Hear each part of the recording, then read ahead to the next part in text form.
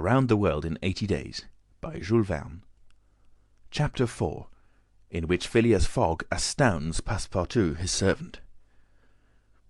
Having won 20 guineas at whist and taken leave of his friends, Phileas Fogg, at 25 minutes past 7, left the Reform Club. Passepartout, who had conscientiously studied the programme of his duties, was more than surprised to see his master guilty of the inexactness of appearing at this unaccustomed hour, for, according to rule, he was not due in Savile Row until precisely midnight. Mr. Fogg repaired to his bedroom and called out, "Passepartout!" Passepartout did not reply. It could not be he who was called. It was not the right hour. "Passepartout!" repeated Mr. Fogg, without raising his voice. Passepartout made his appearance. "I've called you twice," observed his master. "But it is not midnight," responded the other, showing his watch. "I know it. I don't blame you. We start for Dover and Calais in 10 minutes." A puzzled grin overspread Passepartout's round face. Clearly he had not comprehended his master. "Monsieur is going to leave home?" "Yes," returned Phileas Fogg. "We are going round the world." Passepartout opened wide his eyes, raised his eyebrows, held up his hands, and seemed about to collapse, so overcome was he with stupefied astonishment. "Round the world?" he murmured. "In 80 days," responded Mr. Fogg, "so we haven't a moment to lose." "But the trunks?" gasped Passepartout, unconsciously swaying his head from right to left. "We'll have no trunks, only a carpet-bag with 2 shirts and 3 pairs of stockings for me, and the same for you. We'll buy our clothes on the way. Bring down my mackintosh and travelling cloak, and some stout shoes, though we shall do a little walking. Make haste." Passepartout tried to reply, but could not. He went out, mounted to his own room, fell into a chair, and muttered, "Oh, that's good, that is, and I, who wanted to remain quiet." He mechanically set about making the preparations for departure. Around the world in 80 days? Was his master a fool? No. Was this a joke, then? They were going to Dover? Good. To Calais? Good again. After all, Passepartout, who had been away from France 5 years, would not be sorry to set foot on his native soil again. Perhaps they would go as far as Paris, and it would do his eyes good to see Paris once more. But surely a gentleman so chary of his steps would stop there. No doubt. But then it was none the less true that he was going away, this so domestic person hitherto. By 8 o'clock, Passepartout had packed the modest carpet-bag, containing the wardrobes of his master and himself. Then, still troubled in mind, he carefully shut the door of his room and descended to Mr. Fogg. Mr. Fogg was quite ready. Under his arm might have been observed a red-bound copy of Bradshaw's Continental Railway Steam Transit and General Guide, with its timetable showing the arrival and departure of steamers and railway trains. He took the carpet-bag, opened it, and slipped into it a goodly roll of Bank of England notes, which would pass wherever he might go. "You have forgotten nothing?" asked he. "Nothing, monsieur." "My mackintosh and cloak?" "Here they are." "Good. Take this carpet-bag," handing it to Passepartout. "Take good care of it, for there are 20,000 pounds in it." Passepartout nearly dropped the bag, as if the 20,000 pounds were in gold, and weighed him down. Master and man then descended. The street door was double-locked, and at the end of Savile Row they took a cab, and drove rapidly to Charing Cross. The cab stopped before the railway station at 20 minutes past 8. Passepartout jumped off the box and followed his master, who, after paying the cabman, was about to enter the station when a poor beggar-woman, with a child in her arms, her naked feet smeared with mud, her head covered with a wretched bonnet from which hung a tattered feather, and her shoulders shrouded in a ragged shawl, approached, and mournfully asked for alms. Mr. Fogg took out the 20 guineas he had just won at whist, and handed them to the beggar, saying, "Here, my good woman, I'm glad that I met you," and passed on. Passepartout had a moist sensation about the eyes. His master's action touched his susceptible heart. 2 first-class tickets for Paris having been speedily purchased, Mr. Fogg was crossing the station to the train, when he perceived his 5 friends of the Reform. "Well, gentlemen," said he, "I'm off, you see, and if you will examine my passport when I get back, you will be able to judge whether I have accomplished the journey agreed upon." "Oh, that would be quite unnecessary, Mr. Fogg," said Ralph politely. "We will trust your word as a gentleman of honour." "You do not forget when you are due in London again?" asked Stuart. "In 80 days, on Saturday the 21st of December, 1872, at 9:15 p.m. Good-bye, gentlemen." Phileas Fogg and his servant seated themselves in a first-class carriage at 20 minutes before 9. 5 minutes later the whistle screamed, and the train slowly glided out of the station. The night was dark, and a fine steady rain was falling. Phileas Fogg, snugly ensconced in his corner, did not open his lips. Passepartout, not yet recovered from his stupefaction, clung mechanically to the carpet-bag with its enormous treasure. Just as the train was whirling through Sydenham, Passepartout suddenly uttered a cry of despair. "What's the matter?" asked Mr. Fogg. "Hélas! In my hurry I forgot—" "What?" "To turn off the gas in my room." "Very well, young man," returned Mr. Fogg coolly. "It will burn at your expense." Chapter 5, in which a new species of funds, unknown to the moneyed men, appears on 'Change. Phileas Fogg rightly suspected that his departure from London would create a lively sensation at the West End. The news of the bet spread through the Reform Club and afforded an exciting topic of conversation to its members. From the club it soon got into the papers throughout England. The boasted tour of the world was talked about, disputed, argued with as much warmth as if the subject were another Alabama claim. Some took sides with Phileas Fogg, but the large majority shook their heads and declared against him. It was absurd, impossible, they declared, that the tour of the world could be made, except theoretically and on paper, in this minimum of time, and with the existing means of travelling. The Times, Standard, Morning Post, and Daily News, and 20 other highly respectable newspapers, scouted Mr. Fogg's project as madness. The Daily Telegraph alone, hesitatingly, supported him. People in general thought him a lunatic, and blamed his Reform Club friends for having accepted a wager which betrayed the mental aberration of its proposer. Articles no less passionate than logical appeared on the question, for geography is one of the pet subjects of the English, and the columns devoted to Phileas Fogg's venture were eagerly devoured by all classes of reader. At first some rash individuals, principally of the gentler sex, espoused his cause, which became still more popular when the Illustrated London News came out with his portrait, copied from a photograph in the Reform Club. A few readers of the Daily Telegraph even dared to say, "Why not? After all, stranger things have come to pass." At last a long article appeared on the 7th of October in the Bulletin of the Royal Geographical Society, which treated the question from every point of view and demonstrated the utter folly of the enterprise. Everything, it said, was against the travellers, every obstacle imposed alike by man and by nature. A miraculous agreement of the times of departure and arrival, which was impossible, was absolutely necessary to his success. He might, perhaps, reckon on the arrival of trains at the designated hours in Europe, where the distances were relatively moderate, but when he calculated upon crossing India in 3 days and the United States in 7, could he rely beyond misgiving upon accomplishing his task? There were accidents to machinery, the liability of trains to run off the line, collisions, bad weather, the blocking up by snow. Were not all these against Phileas Fogg? Would he not find himself, when travelling by steamer in winter, at the mercy of the winds and fogs? It is uncommon for the best ocean steamer to be 2 or 3 days behind time. But a single delay would suffice to fatally break the chain of communication. Should Phileas Fogg once miss, even by an hour, a steamer, he would have to wait for the next, and that would irrevocably render his attempt vain. This article made a great deal of noise, and, being copied into all the papers, seriously depressed the advocates of the rash tourist. Everybody knows that England is the world of betting men, who are of a higher class than mere gamblers. To bet is in the English temperament. Not only the members of the Reform, but the general public made heavy wagers for or against Phileas Fogg, who was set down in the betting books as if he were a racehorse. Bonds were issued and made their appearance on 'Change. Phileas Fogg bonds were offered at a par or at a premium, and a great business was done in them.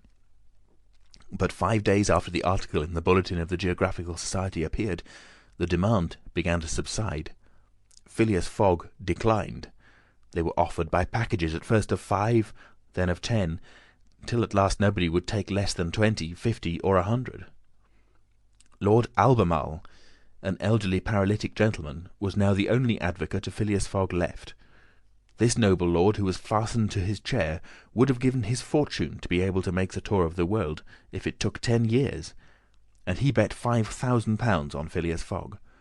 When the folly as well of the uselessness of the adventure was pointed out to him, he contented himself with replying, "If the thing is feasible, the first to do it ought to be an Englishman."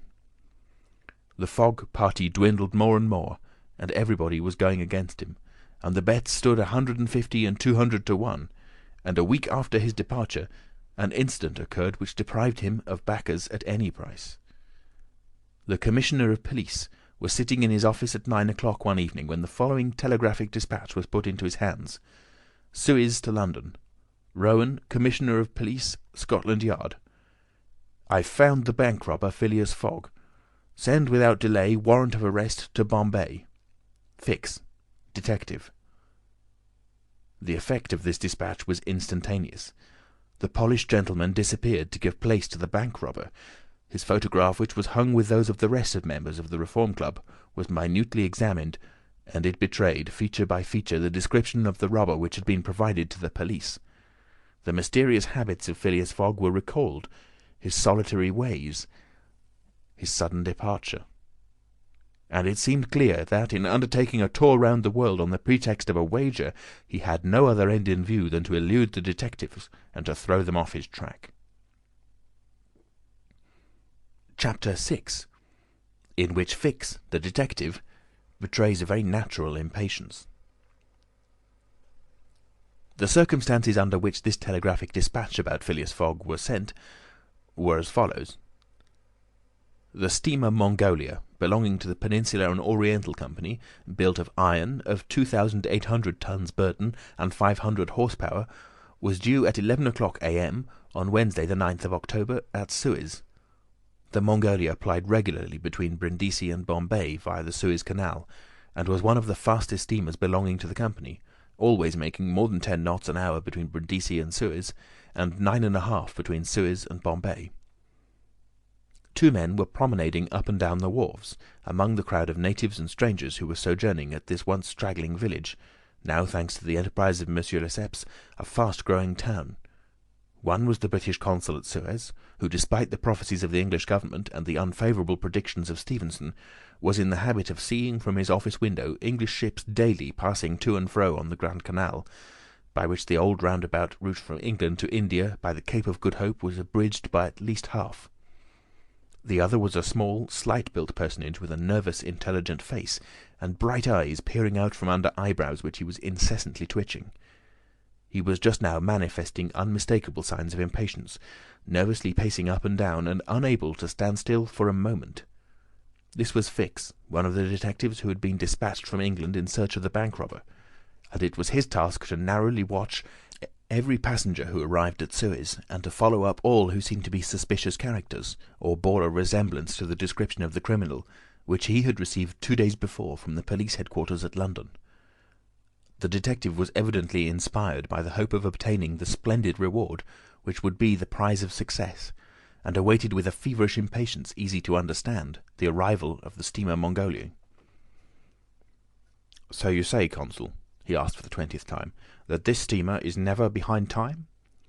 "No, Mr. Fix," replied the Consul. "She was bespoken yesterday at Port Said, and the rest of the way is of no account to such a craft. I repeat that the Mongolia has been in advance of the time required by the company's regulations, and has gained the prize awarded for excessive speed." "Does she come directly from Brindisi?" "Directly from Brindisi. She takes on the Indian mails there, and she left there Saturday at 5 p.m. Have patience, Mr. Fix, she will not be late. But really, I don't see how, from the description you have, you will be able to recognize your man, even if he is on board the Mongolia." "A man rather feels the presence of these fellows, Consul, than recognizes them. You must have a scent for them, and a scent is like a sixth sense which combines hearing, seeing, and smelling. I've arrested more than one of these gentlemen in my time, and if my thief is on board, I'll answer for it, he'll not slip through my fingers."